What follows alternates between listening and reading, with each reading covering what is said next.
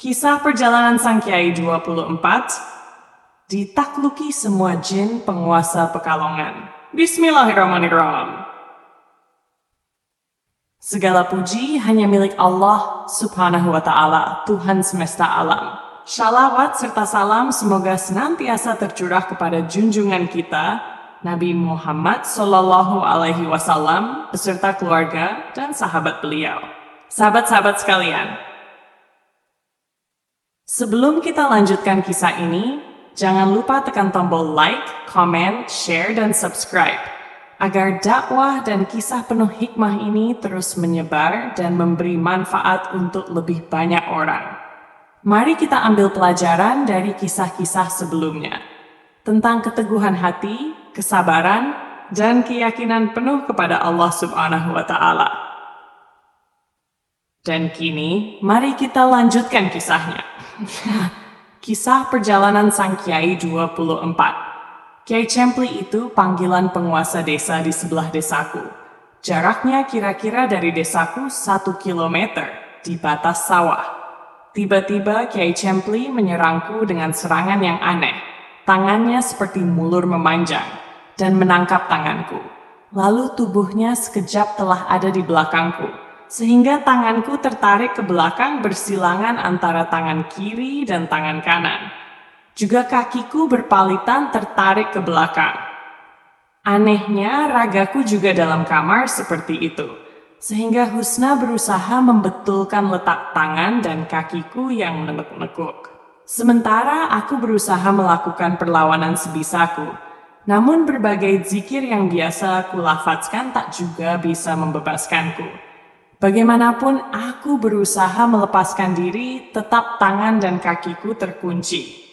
Sampai kurasakan bisikan dari kiaiku, aku harus melafadzkan satu zikir. Dan aku pun mengikuti anjuran, kulafadzkan zikir itu. Dan seketika pegangan Kiai Cempli terlepas, dan dia bergulingan di tanah minta ampun. Dan berulang kali jika kulafadzkan lafadz itu, maka Kiai Cempli menjerit-jerit minta ampun. Ampun! Jangan dilafadzkan asma azam itu, aku tak kuat. Ampun! Kata Kiai Cempli menjerit-jerit. Kau menyerah tidak? Tanyaku. Iya, aku menyerah. Kalah. Takluk. Jawabnya sambil bersujud. Biasanya bangsamu suka menipu, suka mengambil kesempatan. Di saat aku lena, maka kau akan memanfaatkan kesempatan. Ampun, saya tak berani, Tuan. Apa janjimu? Kataku mencari kepastian. Sebab yang ku tahu, bangsa jin sejak zaman Nabi Sulaiman tak bisa dipercaya. Selalu mengambil kesempatan bila manusia lena. Tuan minta apa? Akan ku berikan. Aku punya jala sutra, wesi aji, batu bertuah, harta benda, emas perak. Tuan minta apa? Tanya jin penguasa desa itu mencoba mencari kelemahan hatiku. Kau kira aku tertarik dengan agenda macam itu? Lalu Tuan minta apa? Aku tak minta apa-apa, aku hanya minta kau beserta bangsamu takluk padaku. Iya, saya siap. Jika Tuan membutuhkan bantuan, maka saya akan siap diperintah. Aku juga ingin kau tak mengganggu manusia, kataku. Ya, saya siap, Tuan. Sekarang, apa di daerah sini ada tidak yang angker? Tanyaku. Ada, Tuan. Di mana itu? Di daerah bernama Secino. Di mana itu? Di daerah sebelah timur desa. Kenapa kau bisa angker? Tanyaku. Karena di sana ada isi keris pusaka yang lepas. Apa bentuknya? Bentuknya macan loreng, Tuan. Kenapa kau biarkan? Tidak kau perintahkan agar tak mengganggu manusia? Tanyaku. Kekuasaanku tak meliputi sampai ke situ. Di mana tempatnya? Tunjukkan padaku, kataku memerintah. Silahkan Tuan mengikutiku, katanya sambil berjalan mendahuluiku disertai anak perempuannya. Apa yang dilakukan oleh macan itu? Dia sering meminta korban manusia dan sering kadang manusia disesatkan. Kadang manusia dimasukkan ke tengah gerumbul bambu sehingga akan sulit keluar, jelas Kiai Cempli. Lalu sekarang kerisnya di mana? Tanyaku sambil jalan di belakang Kiai Cempli. Ada di rumah seseorang, jawab Kiai Cempli. Di dekat barisan gerumbul bambu nampak seekor macan sebesar anak kerbau tengah berdiri menatapku. Kubuat lingkaran tangan di udara, lalu kutepukkan tangan dengan tenaga menyedot. Jin yang berbentuk macan itu seperti gambar yang tersedot mesin penyedot debu, mengecil dan masuk dalam genggamanku. Di mana keris tempat jin macan ini? Tanya ke Kiai Cempli. Kiai Cempli melangkah mendahuluiku menuju satu rumah dan masuk ke dalam kamar, lalu membuka lemari kuno di mana tergeletak keris tua. Ku masukkan jin berbentuk macan itu ke keris dan ku ikat dengan kekuatan gaib. Terus terang, hal seperti itu sama sekali aku awam dan tak tahu. Segalanya seperti ada yang menuntun. Apa yang kulakukan aku sendiri sama sekali tak mengerti. Hal yang kulakukan berurutan itu seperti sudah ada yang merancang, dan aku cuma menjadi wayang, sedang tanganku terikat oleh yang menggerakkan. Hatiku mendapat petunjuk apa yang harus aku lakukan. Tugasku kurasa selesai. Kurasa aku sudah cukup di sini. Sekarang aku akan kembali ke tempatku. Lalu bagaimana jika aku ingin memerintah membantu keperluanku? Aku memanggilmu apa? Kataku. Hamba Kiai Cempli, siap diperintah, jika dibutuhkan. Jawab Pak Tua itu sambil membungkuk. Aku segera kembali ke ragaku dan bangun, di mana Husna istriku bercerita kalau dalam tidur telah terjadi badanku menekuk-nekuk dan menggereng-gereng, dikembalikan susah, kok akhirnya kembali sendiri. Aku masih berusaha mengitari daerah Pekalongan dengan raga sukma. Dalam kehidupan sehari-hari, aku bukan termasuk orang yang suka kumpul sama tetangga. Bahkan aku kumpul sama orang hanya saat mengisi pengajian, mengimami masjid, dan kalau tetangga ada hajadan. Selain itu, aku sama sekali tak kumpul dengan orang, karena waktuku habis untuk menjalankan lelaku. Biji itu kalau ingin menjadi besar, maka tanamlah dengan dipendam yang dalam di dalam tanah. Jika dia tumbuh, maka akarnya akan jauh tertanam di dalam tanah, sehingga kuat mencengkeram jika telah menjadi pohon yang rindang dan dapat ditempati berteduh. Jika diterjang angin, pohon tak tergoyahkan, karena kuatnya akar tertanam di dalam tanah. Begitu juga manusia. Jika manusia tidak menyembunyikan dulu untuk menguatkan akar diri, maka untuk menjadi dipakai orang berteduh tak akan kuat bila diterpa angin cobaan. Orang-orang yang besar itu tak akan sibuk nongkrong di ganggang dan ngomong ngalor ngidul membicarakan sesuatu yang tak ada manfaatnya. Sebagaimana Nabi kita sebelum diangkat menjadi Nabi dan Rasul, beliau menyepi di Gua Hiro selama 5 tahun. Karena menyembunyikan diri dan tak jarang kumpul dengan masyarakat, maka bertahun-tahun secara pribadi tak ada yang mengenal diriku. Pada suatu hari, aku mengantar istri ke dukun pijat di desa yang pernah kudatangi lewat ngeraga sukma untuk mengurutkan perutnya. Biasa orang desa kalau mengandung selalu ditata perutnya agar pas. Dukun itu dukun perempuan tua yang sudah amat terkenal, sehingga pasiennya dari mana-mana, sampai ada memakai nomor antrian untuk mendapatkan pelayanan. Waktu aku datang dengan Husna, nampak dari luar rumah dukun urut itu ramai sekali orang sudah mengantri. Padahal aku berusaha datang pas selesai sholat maghrib. Tapi tiba-tiba Mbah Dukun keluar rumah menyibak antrian. Hari ini pijat ditutup, tidak melayani tamu, kata Mbah Dukun bernama Nyai Sari. Orang-orang yang asalnya antri pun bubaran, termasuk aku mau balik pulang.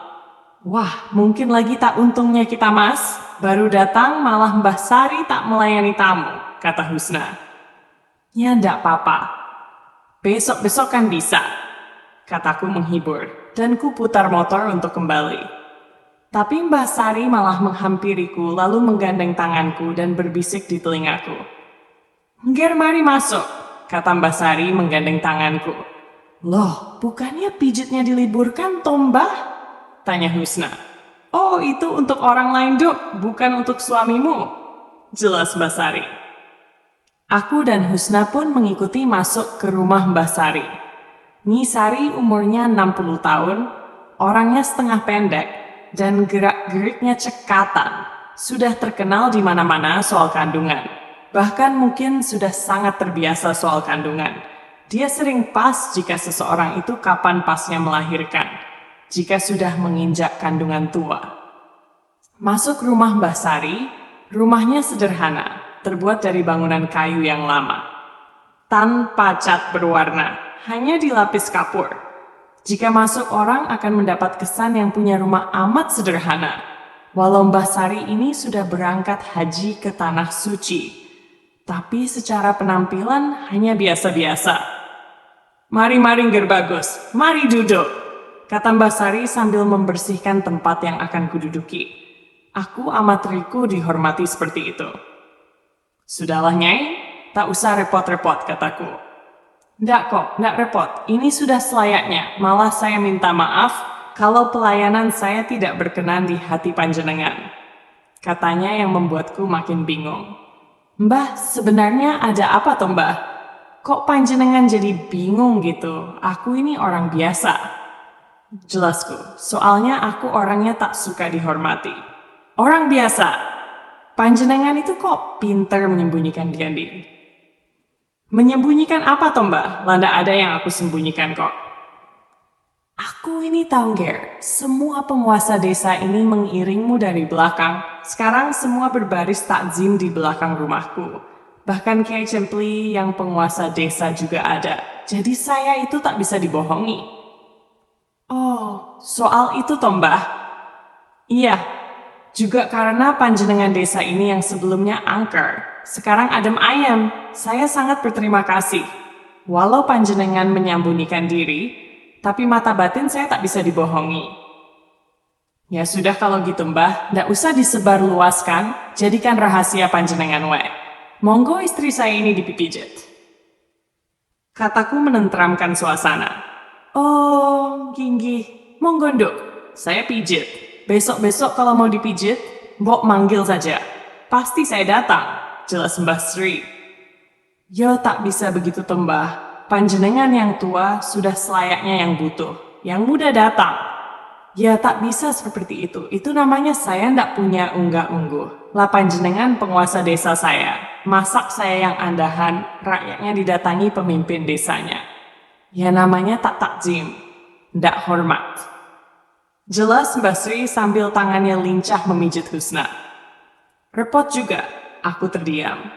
Memang sejak saat itu Mbah Sri sering datang ke rumah, menawarkan diri memijit keluargaku, dan kadang datang membawa pisang 1 tandan.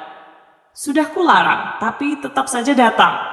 Pernah lama dia tak datang, dan aku mau memijitkan Husna. Aku pun datang ke rumahnya, ternyata dia sakit. Sudah ada 2 bulan terbaring saja di ranjang. Melihat aku datang, dia langsung bangun, lalu berkata, "Obatku sudah datang, monggo Ngger, saya pijit," katanya. "Ndak aku yang mau dipijit, yang mau ku pijitkan istriku."